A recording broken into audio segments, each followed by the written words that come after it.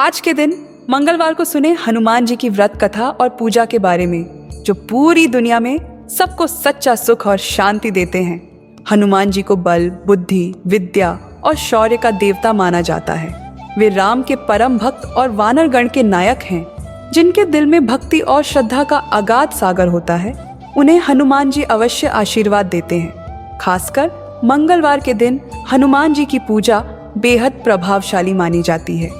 यह दिन उनके भक्तों के लिए विशेष रूप से अत्यधिक पुण्य और फल प्रदान करता है। क्या आपने कभी सोचा है कि अगर आप इस दिन व्रत रखते हैं तो आपकी सभी मनोकामनाएं पूरी हो सकती हैं? क्या आप भी हनुमान जी के भक्त हैं और उनके व्रत के लाभ जानने के लिए आतुर हैं? तो आज का दिन आपके लिए बहुत खास है। मंगलवार का दिन हनुमान जी की पूजा का दिन होता है और इस दिन किए गए व्रत और आराधना से जीवन में आ सकती है अद्भुत खुशियां और इच्छाओं की पूर्ति। आगे बढ़ने से पहले हमारे चैनल को लाइक और सब्सक्राइब करना न भूलें। आप सोच रहे होंगे कि हनुमान जी की पूजा में ऐसा क्या खास है जो एक ही दिन में सभी संकटों का निवारण कर दे। तो चलिए आज हम आपको सुनाते हैं एक दिलचस्प और प्रेरणादायक कथा, जो हनुमान जी के भक्तों के लिए एक अमूल्य खजाना साबित हो सकती है। इस कथा के द्वारा आपको न सिर्फ हनुमान जी की कृपा का अनुभव होगा, बल्कि यह आपके जीवन को भी नई दिशा दे सकती है। चलिए जानते हैं इस व्रत के साथ जुड़ी एक अद्भुत कथा के बारे में, जो आज भी हमें प्रेरणा देती है। कथा की शुरुआत होती है आशिनगढ़ नामक स्थान से, जहां एक ब्राह्मण अपने परिवार के साथ निवास करता था। इस ब्राह्मण का नाम था केशव दत्त और उसकी पत्नी का नाम था अंजलि। वे दोनों बहुत ही धार्मिक और नेक दिल इंसान थे। उनके पास हर प्रकार की संपत्ति थी, धन, घर, परिवार, लेकिन उनके जीवन में एक कमी थी और वह थी पुत्र रत्न।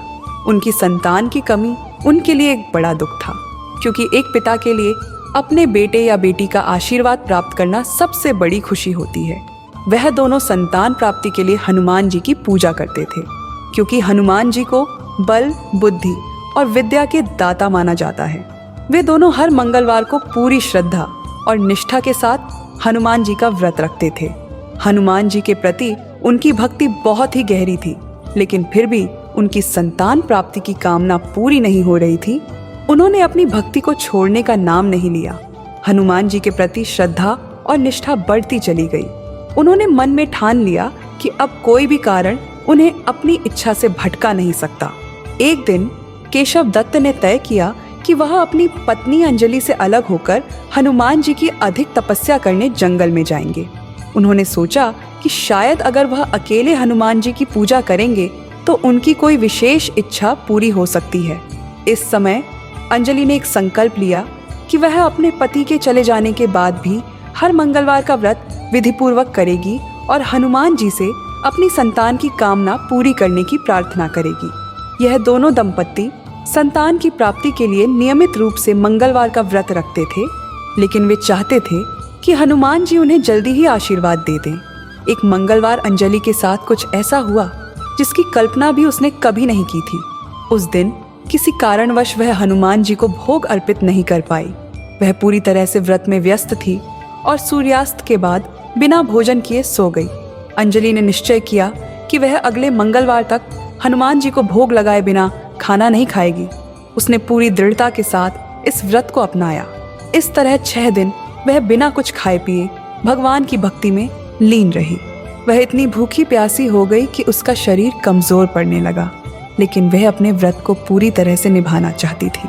अंत में मंगलवार का दिन आ गया। अंजलि फिर से हनुमान जी का व्रत करने बैठ गई। इस बार वह बेहोश हो गई। उसकी हालत इतनी खराब हो गई कि उसे जीवन और मृत्यु के बीच का फर्क महसूस हुआ। उसी बेहोश अवस्था में हनुमान जी ने उसे दर्शन दिए।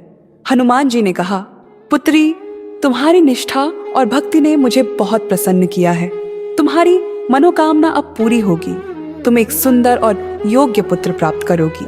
यह सुनकर अंजलि को आत्मिक संतुष्टि मिली और हनुमान जी के आशीर्वाद से उसे जीवन में नया उत्साह मिला। हनुमान जी ने उसे वरदान दिया और फिर वह अंतर्धान हो गए। अंजलि की आंखें खुली और उसने तुरंत हनुमान जी को भोग अर्पित किया और फिर भोजन किया। इसके कुछ ही समय बाद भगवान की कृपा से वह गर्भवती हुई और एक सुंदर पुत्र रत्न की प्राप्ति हुई। यह बच्चा एक मंगलवार को जन्मा और इसलिए उसे मंगल प्रसाद नाम दिया गया। लेकिन जैसे ही केशव दत्त घर वापस आया और उसने अपनी पत्नी से बेटे के बारे में पूछा तो अंजलि ने उसे सारी घटना बताई। लेकिन केशव दत्त ने अपनी पत्नी पर विश्वास नहीं किया। उसे लगा कि उसकी पत्नी ने उसे धोखा दिया है और वह झूठ बोल रही है। यह शंका उसके मन में इतनी गहरी हो गई कि उसने बेटे को मारने का मन बना लिया। केशव दत्त ने एक जघन्य योजना बनाई। उसने अपने पुत्र को एक दिन नहलाने के बहाने कुएं के पास ले जाकर उसे कुएं में फेंक दिया। फिर घर आकर उसने अपनी पत्नी से कहा कि मंगल प्रसाद उसके पास नहीं आया, वह गायब हो गया है। लेकिन जैसे ही केशव दत्त ने यह कहा, मंगल प्रसाद दौड़ते हुए घर वापस आ गया। यह देखकर केशव दत्त हैरान रह गया। उसने नहीं समझा कि ऐसा कैसे हुआ। उस रात हनुमान जी ने केशव दत्त को स्वप्न में दर्शन दिए। हनुमान जी ने कहा, यह पुत्र तुम्हारा है। तुम दोनों के मंगलवार व्रत से प्रसन्न होकर मैंने तुम्हें यह आशीर्वाद दिया था। तुम्हारी पत्नी पर शक मत करो, वह सच बोल रही है। केशव दत्त की आंखें खुली और वह तुरंत अपनी पत्नी के पास गया। उसने अपनी गलती स्वीकार की और भगवान के द्वारा दी गई चेतावनी को समझा। वह अपनी पत्नी से माफी मांगने के बाद मंगल प्रसाद को गले से लगा लिया। इस घटना के बाद से ब्राह्मण दंपत्ति के जीवन में एक नई खुशी आई। उनके जीवन में अब कोई कमी नहीं रही। उन्होंने अपने बेटे मंगल प्रसाद का पालन पोषण बहुत अच्छे से किया। यह कथा हमें यह सिखाती है कि हनुमान जी की भक्ति और मंगलवार के व्रत से हमारी सारी इच्छाएं पूरी हो सकती हैं।